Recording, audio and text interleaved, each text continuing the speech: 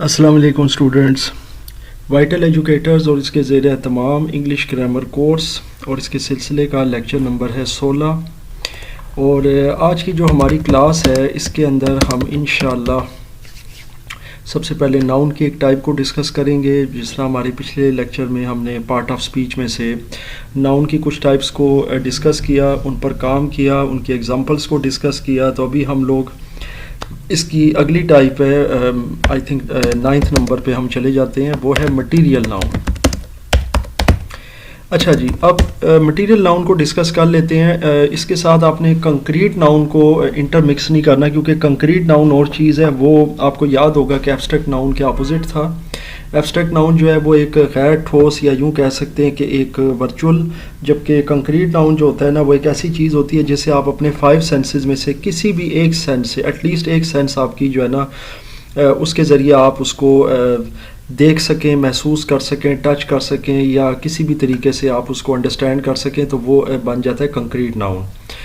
اب material noun کیا چیز ہے؟ دیکھیں، مٹیریل ناؤن نام سے ظاہر ہے. اگر آپ لفظ مٹیریل کو دیکھیں تو اس کا مطلب یہی ہوتا ہے کہ کوئی چیز، کوئی ایسا را مٹیریل، کوئی ایسا سبسٹانس جس سے کوئی دوسری چیز بنتی ہے. میں مثال کے طور پر آپ کو اس طرح سمجھا دیتا ہوں، جیسے کہ ایک بڑا کامن سا لفظ ہے بلڈنگ مٹیریل. تو اگر آپ بلڈنگ مٹیریل کو دیکھیں تو اس کے اندر آپ کو پتہ ہے کہ سیمنٹ آتا ہے، پھر اس کے بعد اس میں ریت آ جاتی ہے، پھر اس کے بعد اس کے اندر اینٹیں آ جاتی ہیں. تو یعنی معمولی سی چیزیں ہیں. پھر اس کے بعد ظاہر ہے کہ اس میں آپ کی اسٹیل آ جاتی ہے، سریا وغیرہ. تو جب ہم یہ یوز کرتے ہیں اور اس سب سے ملا کر ہم ایک مکان بناتے ہیں، تو یہ چیزیں جو ہوتی ہیں نا، یہ کسی بھی مکان کا ایک بلڈنگ مٹیریل ہوتا ہے. اس کو ہم کہتے ہیں مٹیریل، جس میں سیمنٹ ہے، سینڈ ہے، برکس ہے، اسٹیل وغیرہ سارا کچھ ہے.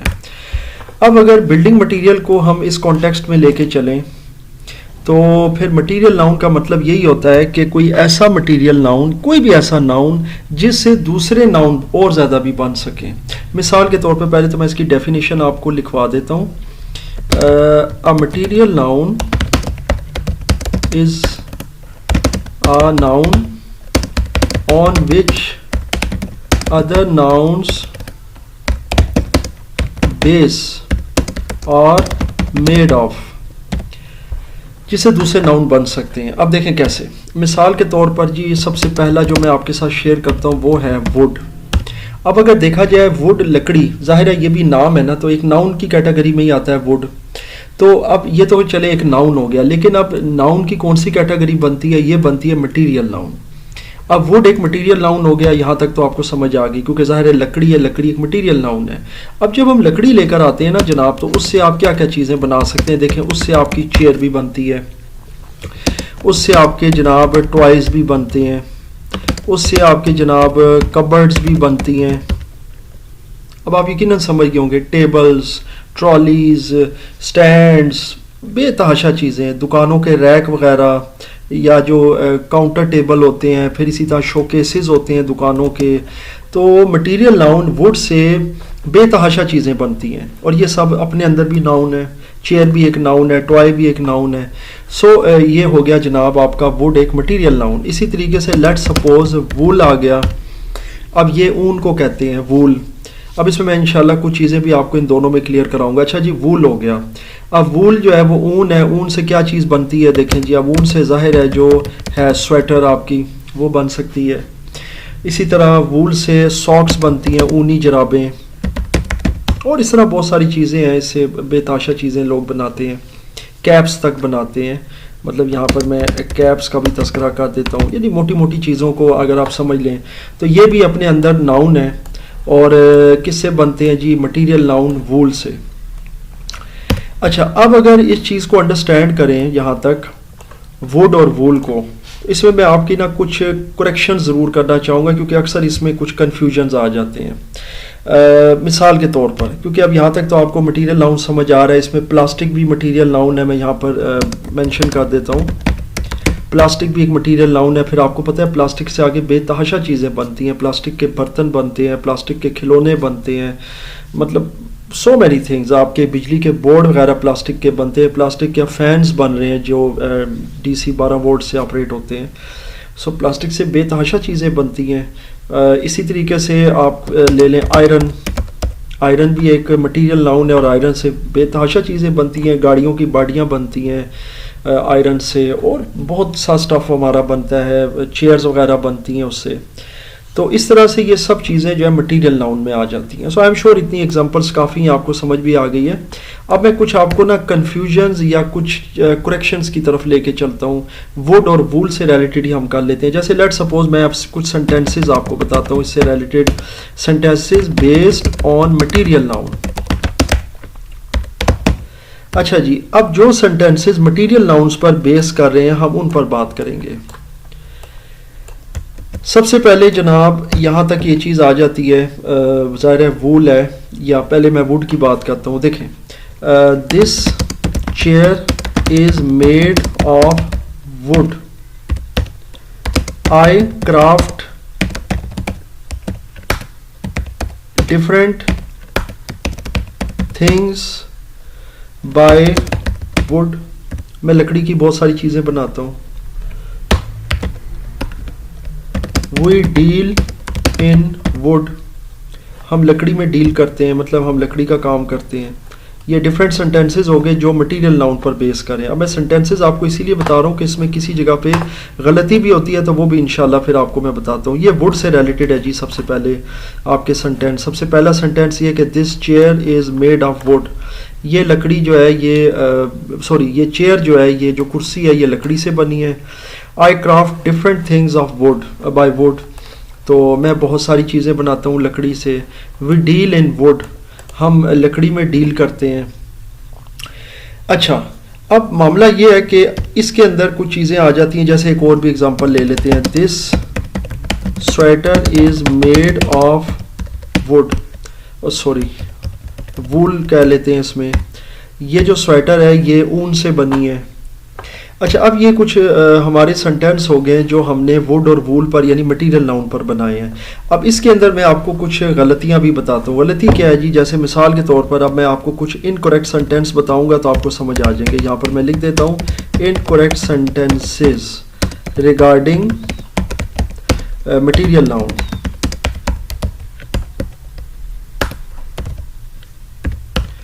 Incorrect sentences regarding material noun. تو سب سے پہلے ہم انہی کو دیکھ لیتے ہیں کہ کیا انکریکٹ سینٹینسز ہو سکتے ہیں جی. نمبر 1 پر آتا ہے مثال کے طور پر, دس از اے وولن سویٹر. اب یہ ایک اونی سویٹر ہے یا اونی جراب ہے, یا اس کو آپ یوں کہہ سکتے ہیں وولن ساک. تو یہ غلط ہو جائے گا کیونکہ یہ جو لفظ وولن آ جائے گا نا, یہ مٹیریل ناؤن نہیں ہوگا, یہ بیسیکلی ایڈجیکٹو ہو جائے گا. یہ اس کی ایک صفت بتا رہا ہے کہ یہ اونی جراب ہے. آپ اس طرح سمجھ لیں کہ لفظ اون جو ہے نا صرف اون کی حد تک یعنی وول کی حد تک یہ تو مٹیریل ناؤن ہے, لیکن اگر لفظ یہاں پر وولن ہو جائے گا جس کا اردو میں مطلب اونی بنتا ہے تو پھر یہ بن جائے گا کچھ اور یعنی ایڈجیکٹو. تو پھر یہ اس کیٹیگری سے نہیں نکلے گا, مطلب فال نہیں کرے گا, مٹیریل ناؤن کی کیٹیگری میں فال نہیں کرے گا, اس لیے یہ غلط ہو جائے گا سینٹینس. اسی طریقے سے میں یہ کہہ سکتا ہوں کہ I want wooden chairs for my academy. Let suppose مجھے اپنی اکیڈمی کے لیے لکڑی کی کرسیاں چاہیے. اب یہاں پر ووڈن لفظ آ گیا, لکڑی کی کرسیاں یا لکڑی سے بنی ہوئی. تو اب یہ جو معاملہ ہے یہ بھی غلط ہو گیا. یہ مطلب آپ کا مٹیریل ناؤن کی کیٹیگری میں نہیں فال کرتا, یہ بھی ایڈجیکٹو میں آ گیا کیونکہ یہ صفت ہوگی ایک چیئر کی یا ٹیبل کی کہ وہ ووڈن ہے جس طرح وولن ہے. تو یہ بھی اس طرح سے کام نہیں کرتا. سو آئی ایم شیور اب آپ کو یہاں تک اس کی سمجھ آ رہی ہے کہ آپ نے مٹیریل ناؤن کو کس طرح یوز کرنا ہے اور کس کانٹیکسٹ میں یوز کرنا ہے, اور کون سا ایسا کانٹیکسٹ ہے جس میں آپ کو لگ رہا ہوتا ہے کہ یہ بھی مٹیریل ہے, جیسے ووڈ ہے, وول ہے. تو میں اگر کہتا ہوں کہ جی this is a wooden table, جیسے let suppose this is a wooden table, تو یہ بھی غلط ہے کیونکہ یہ غلط اس سینس میں کہ یہ مٹیریل ناؤن کی کیٹیگری میں فال نہیں کرتا. سینٹینس ٹھیک ہے, میں نے آپ کو یہ چیز ابھی یہاں پر لکھ کر دی ہے کہ incorrect sentences regarding material noun. یہ نہیں ہے کہ یہ سینٹینس غلط ہے, یہ مٹیریل ناؤن کے لحاظ سے غلط ہے. اگر آپ اس کو مٹیریل ناؤن کی کیٹیگری میں لے کر آئیں کیونکہ یہ ابھی ایڈجیکٹو ہو جاتا ہے ووڈن, اسی طرح وولن بھی ایڈجیکٹو ہے. تو یہ بیسیکلی پھر مٹیریل ناؤن کی کیٹیگری میں فال نہیں کرے گا. اگر آپ نے اس کو مٹیریل بنانا ہے تو پھر آپ کہیں گے کہ this table is made of would, جیسا کہ میں پہلے بھی بتا چکا ہوں, وہ پھر کریکٹ ہو جائے گا. یا I want chairs made of would for my academy, تو یوں بھی کہہ سکتے ہیں. یعنی اگر اس کو ٹھیک کرنا ہے اس جملے کو آپ نے مٹیریل ناؤن کے اکارڈنگلی, تو پھر آپ لکھیں گے I want chairs made of would for my academy. تو یہ چیز اس طرح آ جائے گی اس کے اندر. سو جناب یہاں تک تو یہ آئی ایم شیور اس کانٹیکسٹ میں چیز کلیئر ہو گئی ہے. اس میں کسی قسم کا کوئی کوشچن یا کوئی مسئلہ آپ کو نہیں ہے.